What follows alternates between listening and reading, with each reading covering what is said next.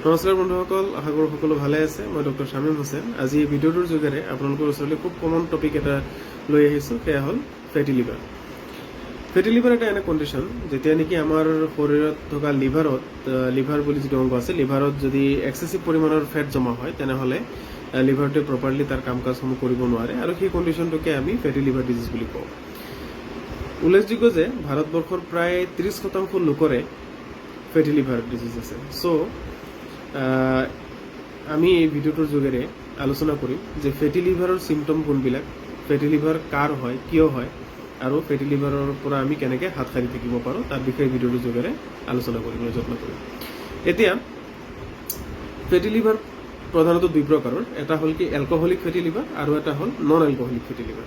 Alcoholic ফেটি লিভাৰটো আমাৰ সকলোৰে জ্ঞাত যে যিসকল লোকে মাত্ৰাধিক পৰিমাণত মদ্য সেৱন কৰে তেওঁলোকৰ লিভাৰত ফেট জমা হয় আৰু লিভাৰটো প্ৰপাৰলি কাম কৰিব নোৱাৰে তেনেকুৱা ষ্টেজত, আৰু তাক আমি এলকহলিক ফেটি লিভাৰ বুলি কওঁ।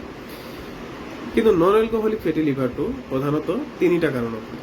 এটা হ'ল কি ডায়েবেটিছ, আৰু ছেকেণ্ড হ'ল কি CKD, আৰু থাৰ্ড কণ্ডিশ্যনটো যিটো নেকি কোনো ডিজিজ একচুৱেলি প্ৰপাৰলি ডিজিজ কণ্ডিশ্যনৰ ভিতৰত নপৰে, এইটো লাইফষ্টাইল ডিছঅৰ্ডাৰ বুলি কোৱা হয়, যাক সেয়া হ'ল অবেচিটি। যদি এজন মানুহৰ উচ্চতা অনুযায়ী যদি ওজন যথেষ্ট বেছি হয় তেনেহ'লেও এজন মানুহৰ ফেটি লিভাৰ হোৱা পৰিলক্ষিত হয়। এতিয়া কথা হ'ল ফেটি লিভাৰৰ আমি হোৱা বুলি কেনেকৈ গম পাম, তাৰ কিছুমান চিমটম আছে নেকি। প্ৰায় দেখা যায় যে 75 to 80% লোকৰে ফেটি লিভাৰৰ কোনো চিমটম দেখা নাযায়। তাৰমানে এক্সিডেণ্টেলিহে সেই মানুহজনে গম পায় যে তেওঁৰ ফেটি লিভাৰ আছে। তাৰমানে কোনো বিশেষ কাৰণত তেওঁ আল্ট্ৰাচাউণ্ড কৰিছে আৰু আল্ট্ৰাচাউণ্ড কৰাৰ ফলত তাতে ওলাইছে যে তেওঁৰ ফেটি লিভাৰ আছে। এক্সিডেণ্টেলিহে আমি গম পালোঁ। 75 to 80% মানুহে এক্সিডেণ্টেলিহে গম পায়। কিন্তু কিছু সংখ্যক লোকৰ 15 to 20% লোকৰহে বা 10 to 15% লোকৰহে কিছু চিমটম দেখা যায়, যেনেকুৱা ধৰণৰ পেটৰ ৰাইট ছাইডৰ উপৰি ভাগত কেতিয়াবা অলপ হেভি ফিল হয়, কেতিয়াবা ভমিটিং টেণ্ডেঞ্চি থাকে কিয়নো লিভাৰটো অলপ ইনফ্লাম হৈ যায় এনে কণ্ডিশ্যনত। আৰু যেতিয়া এডভান্স ষ্টেজ গৈ পেলাই পায়, যেতিয়া নেকি লিভাৰটো প্ৰায় বিকল হৈ আহে, তেনে কণ্ডিশ্যনত দেখা যায় যে পেটত পানী জমা হয় বা তেজ বমি হয়। সেইটো এটা এডভান্স ষ্টেজৰ কথা। দেন কথা হ'ল যে আমি তেনেহ'লে কেনেধৰণে গম পাম, কোনবিলাক টেষ্ট কৰিলে আমি গম পাম যে ফেটি লিভাৰ আছে নে নাই। ফেটি লিভাৰৰ লগত যিহেতু বহুকেইটা ৰোগী জড়িত, গতিকে আনুষংগিক টেষ্ট হয়তো বহুকেইটা কৰিব লগা হ'ব পাৰে, কিন্তু প্ৰধানতঃ লিভাৰ ফাংচন টেষ্টটো কৰা হয় ব্লাডত। তাৰ উপৰিও লিপিড প্ৰফাইলটো কৰা যথেষ্ট প্ৰয়োজনীয়, কিয়নো কোনো লোকৰ যদি কলেষ্ট্ৰলৰ মাত্ৰা LDL যিটো কোৱা হয়, কলেষ্ট্ৰলৰ মাত্ৰা ল' ডেঞ্চিটি লিপিড যাক কোৱা হয়, কলেষ্ট্ৰলৰ মাত্ৰা যদি যথেষ্ট বেছি থাকে তথাপিও মানুহ এজনৰ ফেটি লিভাৰ হোৱা পৰিলক্ষিত হয়। দেন আহি গ'ল যে আল্ট্ৰাচাউণ্ডৰ যোগেদি অলৰেডি মই ক'লোঁ যে আল্ট্ৰাচাউণ্ডৰ যোগেদি গম পোৱা যায় যে ফেটি লিভাৰ আছে নে নাই মানুহ এজনৰ, কিন্তু কিমান ষ্টেজ গৈ পেলাই পাইছে ফেটি লিভাৰটো, বা বেয়াৰ ফালে গৈ আছে নেকি ফেটি লিভাৰটো, গতিকে লিভাৰটো বেয়াৰ ফালে বা বিকল অৱস্থাৰ ফালে গৈ আছে নেকি, সেয়া আমি গম পাওঁ এটা বিশেষ টেষ্টৰ যোগেৰে, সেইটো হ'ল ফাইব্ৰো স্কেন। ফাইব্ৰো স্কেনৰ যোগেদি আমি নমুনীয়াটো গম পাওঁ যে মানে গ্ৰেড 1 হৈছে নে গ্ৰেড 2 হৈছে, সেইটো বস্তু স্পেচিয়েলি আমি ফাইব্ৰো স্কেনৰ যোগেৰে গম পাওঁ। এই টেষ্টবিলাকৰ যোগেৰে আমি গম পাব পাৰোঁ যে এজন মানুহৰ ফেটি লিভাৰ আছে নে নাই। কথা হ'ল ফেটি লিভাৰত কেনেকুৱা ধৰণৰ ট্ৰিটমেণ্ট ল'ব লাগে, কিন্তু তাতকৈও বেছি জৰুৰী আমাৰ সাধাৰণ লোকসকলৰ বা যিসকল প্ৰায় ডে টু ডে লাইফত বাহিৰত খোৱা বোৱা কৰে তেওঁলোকৰ কাৰণে জৰুৰী যে আমি মেডিকেশ্যনৰ বাহিৰেও আমি কি সাৱধানতা অৱলম্বন কৰিব পাৰোঁ, বা আমি এনেকুৱা ধৰণৰ কি কৰিব পাৰোঁ যাৰ যোগেৰে আমি ফেটি লিভাৰৰ পৰা নিজক দূৰত ৰাখিব পাৰোঁ, আৰু যদি ফেটি লিভাৰ হৈছে তেনেহ'লে আমি তাক মেডিকেশ্যনৰ বাহিৰেও আমি কি কৰিব পাৰোঁ যাৰ যোগেৰে আমি তাক কিয়ৰ কৰিব পাৰোঁ। কথা হ'ল কি নাম্বাৰ 1 যে আমাৰ খাদ্যাভ্যাসৰ ওপৰত যথেষ্ট বেছি গুৰুত্ব আৰোপ কৰিব লাগিব।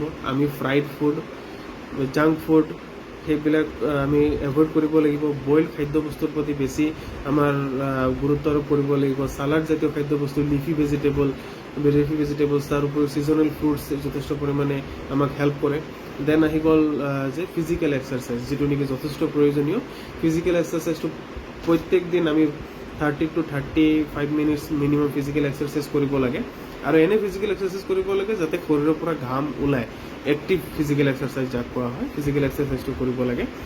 দেন দেখা যায় যে যদি মানুহ এজনৰ টোটেল ৱেইট যদি অবেচিটিৰ কাৰণে মই অলৰেডি ক'লোৱেই যে ফেটি লিভাৰ হয়। গতিকে যদি মানুহ এজনে টোটেল ৱেইটৰ 5 to 10% লুজ কৰে, তথাপিও দেখা যায় যে ফেটি লিভাৰটো তেওঁলোকে ৰিভাৰ্চ কৰিব পাৰিছে। এণ্ড ইণ্টাৰমিডিয়েণ্ট ফাষ্টিঙৰো মানুহ এজনে ইণ্টাৰমিডিয়েণ্ট ফাষ্টিঙো কৰিব পাৰে, প্ৰভাইডেড তেওঁৰ ফিজিকেল কণ্ডিশ্যন, হাৰ্টৰ কণ্ডিশ্যন বা ইত্যাদিসমূহ ঠিকে থাকিব লাগিব। ইণ্টাৰমিডিয়েণ্ট ফাষ্টিং হ'ল এনে এটা কণ্ডিশ্যন যেতিয়া নেকি মানুহ এজনে অলপ ফ'ৰ্চফুল ফাষ্টিং কৰে, তাৰমানে 8 to 12 আৱাৰ্ছৰ এটা ফাষ্টিং ৰাখে, য'ত নেকি তেওঁ কেৱল পানী খাব পাৰে মাজত। যেনেকুৱা ৰাতি 8টা বজাত তেওঁ লাষ্ট মিলটো ল'লে, এণ্ড নেক্সট মিলটো ৰাতিপুৱা 8টা বজাত বা 6টা বজাত তেনেকুৱা ধৰণৰ সময়ত ল'ব পাৰে।